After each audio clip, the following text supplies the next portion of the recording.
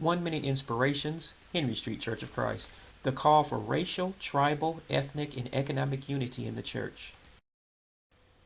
Parthians and Medes and Elamites, those dwelling in Mesopotamia, Judea and Cappadocia, Pontus and Asia, Phrygia and Pamphylia, Egypt and the parts of Libya adjoining Cyrene, visitors from Rome, both Jews and proselytes, Cretans and Arabs, we hear them speaking in our own tongues the wonderful works of God.